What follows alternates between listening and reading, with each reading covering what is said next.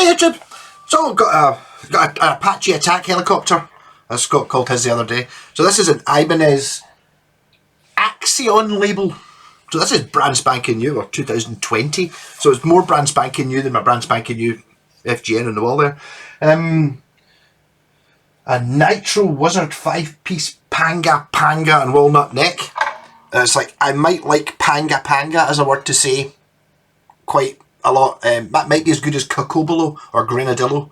There's a 5-piece neck.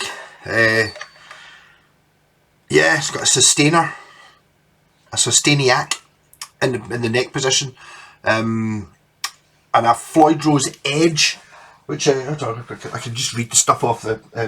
So it's an RG60ALS Nayato body. Never heard of that either. A Macassar ebony fingerboard with white step-off markers. Alright, okay. I hadn't even noticed the dots aren't in the middle of the fingerboard. They're kind of on. Yep, well, I suppose it's a little bit different. Jumbo Sub-Zero treated frets. A Sustainiac driver neck pickup. DiMarzio Fusion Edge pickup. A Sustainiac switch on the tone control. A 3-way mini switch. An Edge 02 tremolo bridge. So it's like that. That's my knowledge of the edges. That's the first one, 1986. It's kind of, that's like a 1986 version of this guitar sort of thing. It kind of looks, there's bits about the same. The kind of base plate seems to be the same. This is just a much more refined version. One of the things I really liked about it is see the wee stupid wee blocks that always fall out and you lose them. This has got like wee T-shaped ones which don't fall out as easily. That's a good thing. It kind of does look like the edge. The same, similar sort of. The edge is something to do with, see if you look here. See the actual blade that sits against the posts? That's made of like super titanium or something like that. And it's kind of replaceable, so the whole bridge doesn't have to be made out of the best metal ever. But these bits can be made out of pure premium stuff, and that's the bit that really matters, you know, the knife edge bits. So it should, it will last much better. And I don't know if it's replaceable as such, but it just means they can use stuff you can't really carve. Like there's a wee block in there for it to sit against the knife edge, which is really good. Cosmo black hardware, Charlotte S-Lock strap, luminescent side dot inlays. Okay, it's good. It does have funny looking inlays. A luminescent Ibanez logo. Should really have the black light bulb on, so it glows in the dark. That's pretty cool. And a recommended case. I don't have a case with it. This one. Yeah. So Ibanez RG. It's got the wizard neck. Does it say it's got a wizard neck? Wizard. It just says wizard, not wizard 2. Maybe it isn't quite as square as a wizard. Yeah. Anyway, so I basically just had this in for a setup. What I think had happened previously. I couldn't believe how new it was. I was looking in the, in the 90s for it, or in the 2010s for a catalogue. I didn't realise it was going to be like a new model last year. Serial number does start 20 though, so it is a 21. Strings were all really rusty, so I basically just polished it up and set the tremolo. Look at that. The pickups are a wee bit too high. I think that the sustainer might be a little bit high as well. It seems to be very loud. So the way this works is you've got a volume and a tone and a 3-way switch. When you're in not the sustainer on and you're in the neck position, it uses, see, this is a sustainer and this is a single coil pickup next to it. So you've got a single coil in the neck, you've got the single coil in the neck and the humbucker. You've got the humbucker. When the sustainer's on, this switch doesn't do anything. The 3-way lever doesn't do anything. You're only in the bridge pickup because you can't have a sustainer and a pickup that close to it. It just doesn't work. And then this is 3 voices for the sustainer. Don't really know that much about the sustainer. I was just setting the guitar up. That bit I can do. The sustainer I'll have a wee mess about, but let's see what's going on. So we've got neck pick. I'm just playing from the Laney VC15.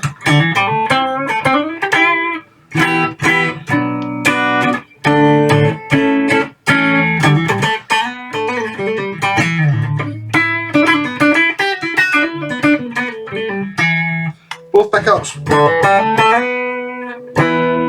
Very high output. Bridge pickup.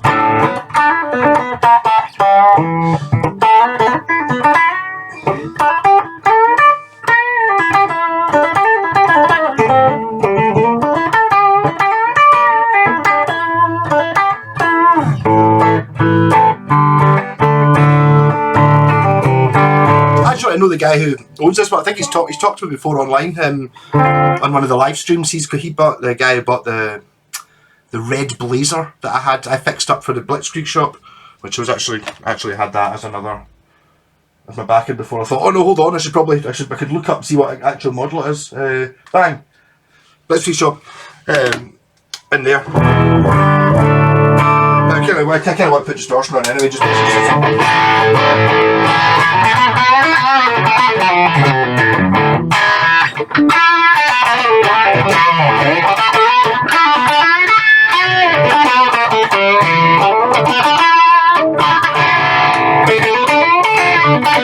it does, when you're using the neck pickup, does do something.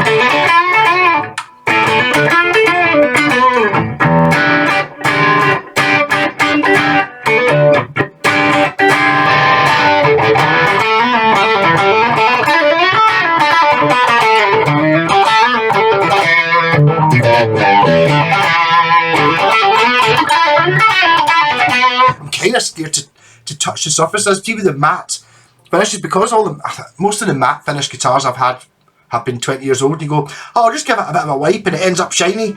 So I'm kind of like trying not to, like, I'm cleaning it very, very, very, very, very gently with a microfiber cloth, trying not to make it shiny. So it's maintained its matteness. It's a really cool colour. It's kind of almost a colour flippy thing. It kind of it kind of reacts funny to daylight. It's like, yeah, it says it's got glow in the dark fretboard markers and a glow in the dark logo. I think the colour sort of slightly, it doesn't look like the colour it does there. It was very much purple when I first saw it, and now it kind of looks like light blue, sort of metallic-y. It's quite mad.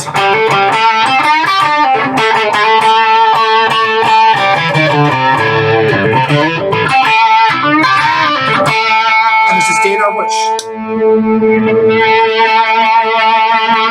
I really don't know how to use one.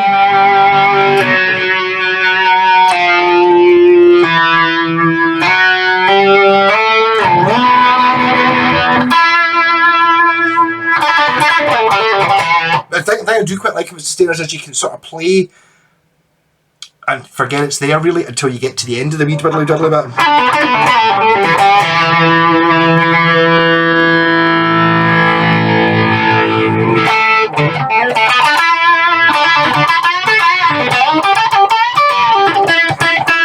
Go for the rat pedal rather than the governor.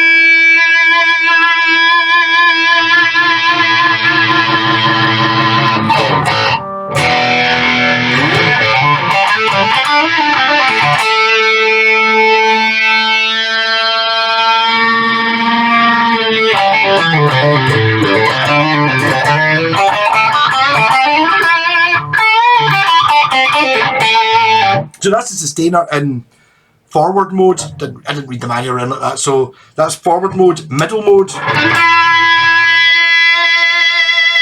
like a higher register one.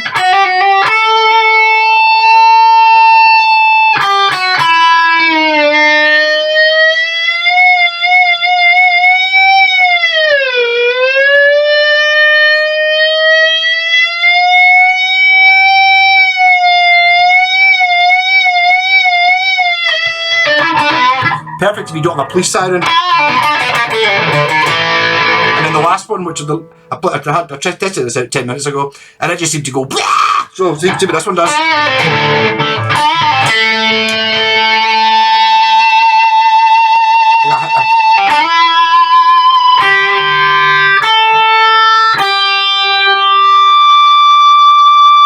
It's a high octave thing.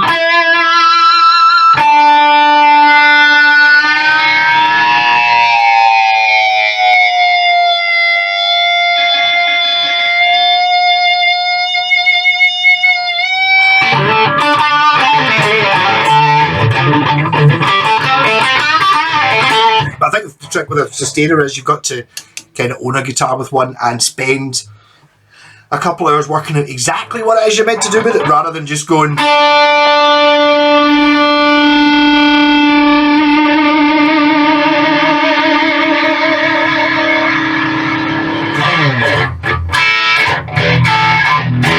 Wrong note.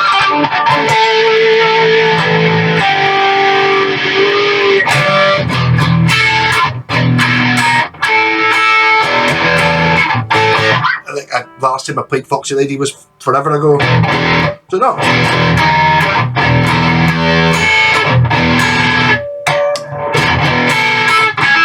Clearly it wasn't.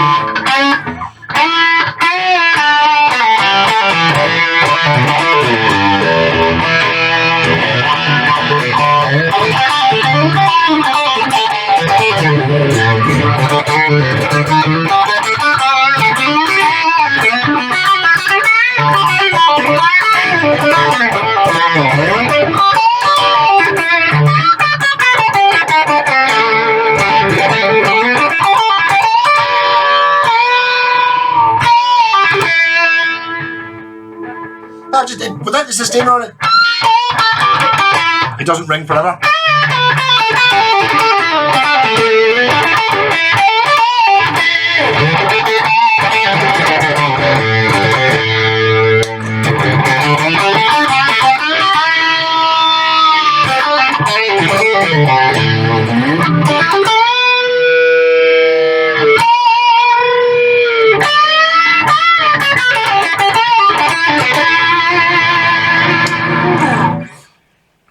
So I mean, it's very nice. It really is, and I mean, it's incredibly pretty. I mean, these things are just. I was actually talking in a video the other night. They kind of just evolved year on year. Kind of starting off with the Ibanez Blazer, which is starting off basically Ibanez started off making just Strat copies. So they started off with a Strat, and then when it gets to the Blazer, it's got slightly hotter pickups and it's got a brass bit. They just kind of upgraded it a little bit, and then they gradually just upgraded it. By the time they got to 86, they had this, which is.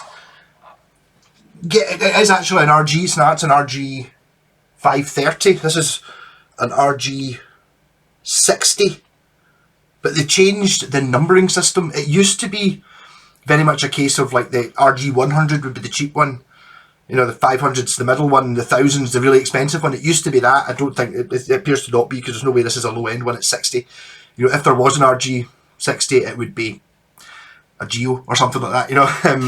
This is definitely not one of them. Made in Indonesia. I really don't know. It's kind of my slight issue with RGs is they're not good enough to play one. I can't do. It kind of wants a Steve Vai or a Satriani, and I can't really do any of that fancy stuff. Although obviously the guitar totally covers sort of dirty rock and roll sort of stuff that I play. It can do the Sabbath, no problem whatsoever. But it can also go. It's just that I can't do that. Really. So it's very nice.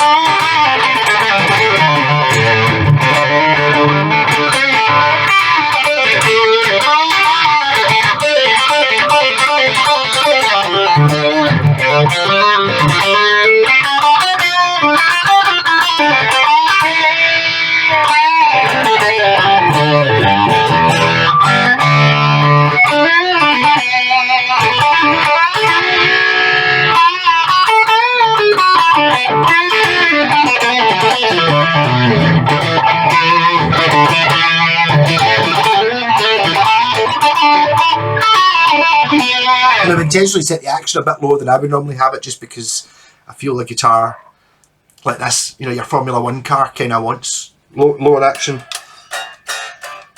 But it seems to be able to totally play anything. I'm not sure. This seems a bit wobbly. The Floyd Rose arm, I don't know whether there's maybe a piece missing from it. Is there maybe meant to be like a plastic insert or something? It's a bit... and I don't want to just... It's not my guitar, so I don't want to be tightening it up too much. I just get the feeling I always feel like there should be... I've maybe missed something. There's something I'm not quite doing right. Because obviously I want it to be totally solid, you know, like absolutely attached to the thing, you know, so it's just like, you can kind of go... and it's completely connected. This one's loose, and I just feel that, I wonder if there's meant to be a spring inside it or something like that. I'm not really sure.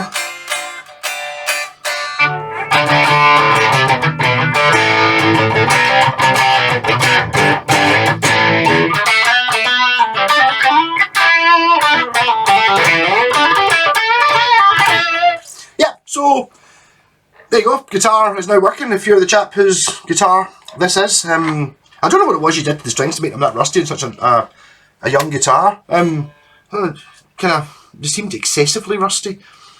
Don't know. Maybe some people have really acidic sweat. I remember a guy I fixed up I did a couple of guitars. One of them was a what's his face, John 5 signature Telecaster. And it's the string. The thing was only 6 months old, and the strings were absolutely gone. But the guy said he'd acidic sweat, and it's like it basically just ate his hardware. Like, and he had guitars that were like 2, 3, 4 years old, and it's like, you know, the bridges were like totally like they'd been attacked with acid. So maybe that's just it depends on your sweat makeup. I've heard of that before. I think maybe the trick with that is just basically be really careful about. You know, keep a cloth next to it, and every time you stop playing, give it a wipe. Actually, the guitarist in my Black Sabbath band might have that issue, because I noticed that when he takes his SG, you know, before he puts it back in the case, you know, just when he's packing up, he always wipes down the strings with a cloth, which is always a good idea. Talking to me, who just lets you know, pick up a guitar the following day, or like a couple of days after you've done a gig, you open up the gig bag and it's just like, because I've been sweating like a madman on it. Yeah, so rocking guitar, Axion label, which I've never heard of before. And I've heard of the Iron series, or Axion series. I've heard of the Iron series, but I don't really know anything about them. To be honest, these guitars are all very expensive. I don't tend to look at them that much. But very nice. Rock on! Oh, find the cursor, which is completely gone. I can't really be bothered editing this, so I'll just leave this bit in and talk over it. There you go. So I found the cursor.